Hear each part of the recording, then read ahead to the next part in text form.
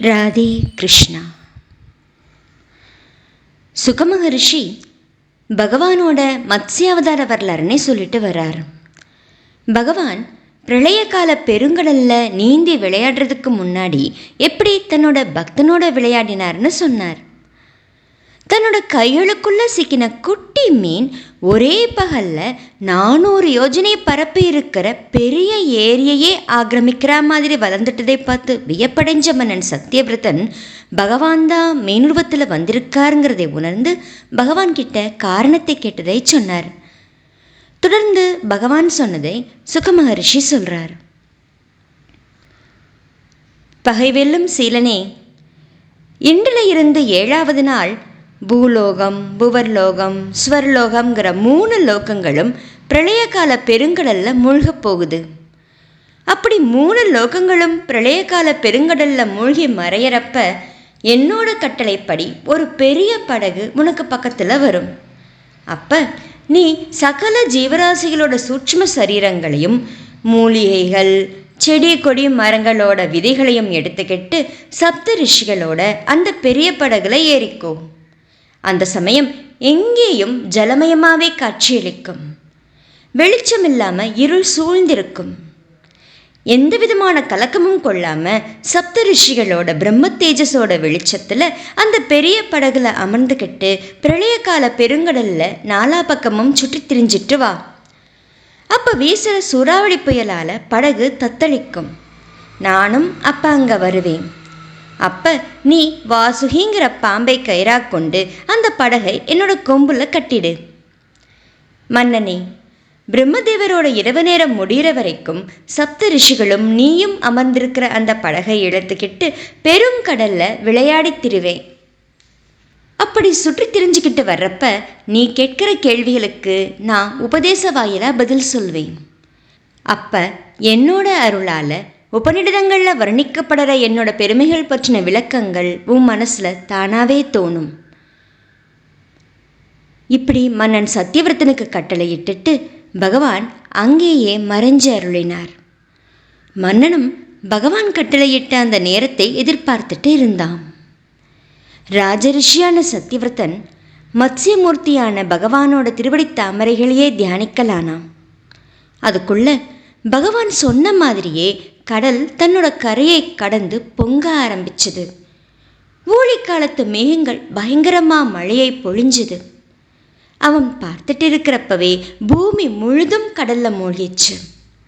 அப்ப மன்னன் பகவானோட கட்டளையை நினைச்சு பார்க்க எதிரில் படகு வந்து நிற்கிறதை பார்த்தான்.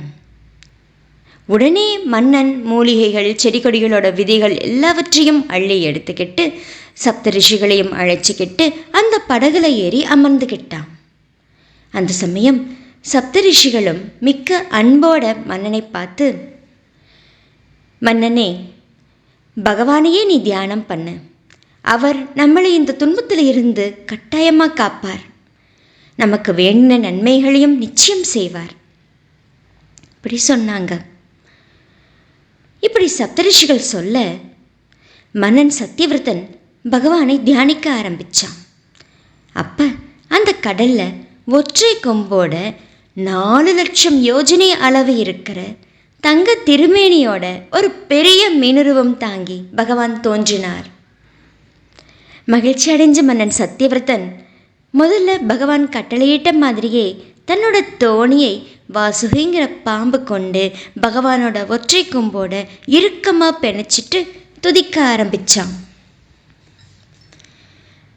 இறைவனே, பகவானை பற்றின எண்ணமானது தொன்று தொட்டு வர்ற அறியாமையினால ஜீவராசிகள் கிட்ட இருந்து மறைக்கப்பட்டிருக்கு.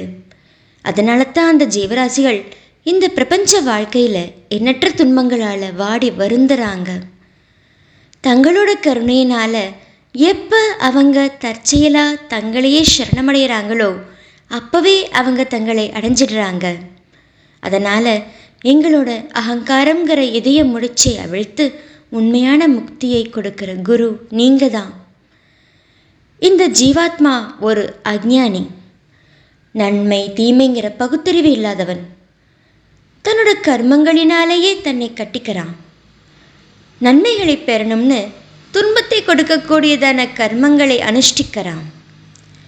ஆனால் பரமனான குருவுக்கு செய்கிற சேவையால் பொய்யான அந்த அஞ்ஞானத்தையும் உலகியல் என்ப விருப்பத்தையும் அழிச்சிக்கலாம். அந்த உயர்ந்த குரு நீங்கள் தான். அதனால் நீங்கள் தான் என்னோட இதயத்தில் இருக்கிற அறியாமைங்கிற முடிச்சை அவிழ்த்து அருளணும். வெள்ளி தங்கம் இதெல்லாம் நெருப்பில் காய்ச்சி புடம் போட்டதுக்கப்புறம் அழுக்கு நீங்கி ஒளி வீசும்.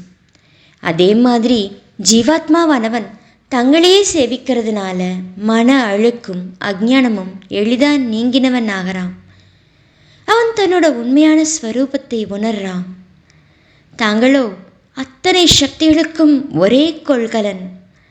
பிறப்பு இறப்பு அற்றவர், மாறுதல் அற்றவர், அழிவற்றவர், சகல குருக்களுக்கும் குருவானவர். நீங்கள் தான் எங்களுக்கும் குருநாதராக இருக்கணும். சகல தேவதைகள், சகல குருமார்கள் மற்றுமுள்ள உலக ஜீவராசிகள் எல்லாரும் ஒன்றா சேர்ந்து தங்களோட விருப்பம் போல ஒரு மனிதனுக்கு பூரண அருள் செய்கிறதா இருந்தாலும் அந்த அருள் தங்களோட அருளில் 10,000ல் ஒரு பங்கு அளவை கூட சமன்படுத்த முடியாது. அவ்வளவு சக்தி பெற்ற சர்வேசனான தங்களையே சரணமடைகிறோம். ஒரு குருடன் மற்றொரு குருடனுக்கு வழிகாட்டி அழைச்சிட்டு போகிற மாதிரி அறிவில்லாத ஒருத்தனுக்கு அறிவில்லாத மற்றொருத்தன் குருவாக அமையறான். இது அவங்கவங்களே செய்துக்கிறது. தாங்களோ ஸ்வயம் பிரகாஷர், பொறி புலன்களை நெறிப்படுத்துகிறவர். நாங்களோ ஆன்மாவோட உண்மை நிலையை அறிஞ்சிக்க ஆவலாயிருக்கிறவங்க. நீங்கள் தான் அந்த ஆன்ம தத்துவத்தை உள்ளபடி உணர்த்துறவர். அதனால் தங்களையே ஆன்ம குருவாக நாங்கள் வரிக்கிறோம். அஞ்ஞானியான மனிதன் அஞ்ஞானிகளுக்கு செய்கிற ஞானோபதேசம் அஞ்ஞானமாகத்தானே இருக்கும். அந்த பொய்யான அறிவால் சம்ஸ்காரங்கிற கோரமான இருள் மேலும் மேலும் வளர்த்தானே செய்யும். பொய்யான அறிவால் தாண்ட முடியாத சம்ஸ்காரத்தை தாண்ட முடியுமா? அதனால தான் அதிலேயே திரும்ப திரும்ப உழலறாங்க. தங்களோட உபதேசமோ என்றென்றைக்கும் அழியாத ஆனந்தத்தை தரக்கூடியது, உண்மையான அறிவு. அந்த அறிவினால் மனிதன் எந்தவித சிரமமும் இல்லாமலேயே எளிதாகவே தன்னோட உண்மையான ஸ்வரூபத்தை அடையறான். தாங்களோ அகில லோகங்களையும் நேசிக்கிற நல்ல மனமுள்ள நண்பன், அன்பு நிறைஞ்ச இறைவன், சகல ஜீவராசிகளோட ஆன்மா, அஞ்ஞானங்கிற இருளை அகற்றக்கூடிய ஆச்சாரியன், எல்லையற்ற ஞானஸ்வரூபன். வேண்டினவங்க வேண்டுறதை வேண்டின மாதிரியே கொடுக்கக்கூடியவர். இவ்வளவு இருந்தும் ஆசைங்கிற தழையில சிக்கி தவிக்கிற அறிவற்ற மக்கள் ஆசைக்கு ஆட்பட்டு குருடாகி தங்களோட இதய கமலத்திலேயே அந்தர்யாமியா விளங்குற தங்களை அறியறதில்லை. தேவர்களும் கொண்டாடக்கூடிய தேவதேவன் நீங்க, புகழ்ந்து போற்றும் பரம்பொருள். உண்மையான அறிவை பெறணுங்கிறதுக்காகவே நான் தங்களை அடைக்கலம் புகுந்திருக்கேன்.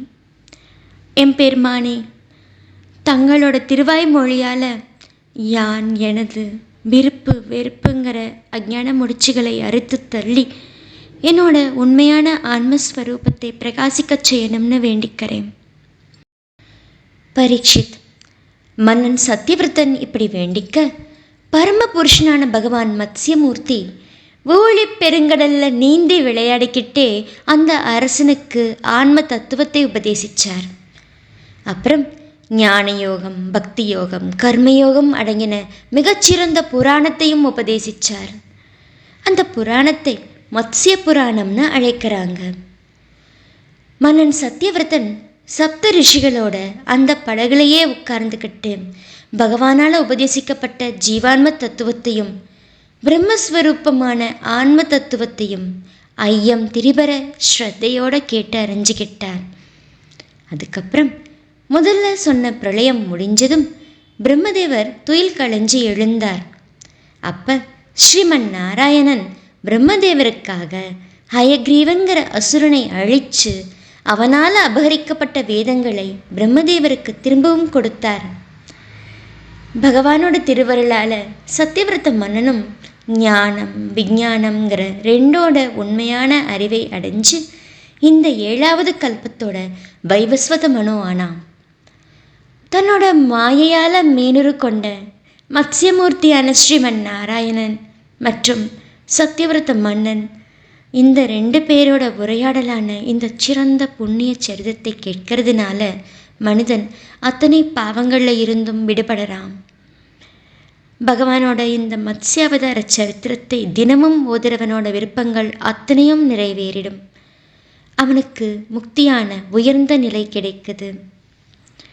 அகில லோகங்களுக்கும் மூல காரணமான மாயையால் மத்ஸ்யாவதாரம் எடுத்த பரம புருஷரான அந்த பகவானை வணங்குறேன். ஸ்ரீமத் பாகவத மகாபுராணம் 8வது ஸ்கந்தத்தில் 24வது அத்தியாயம் முற்றிற்று.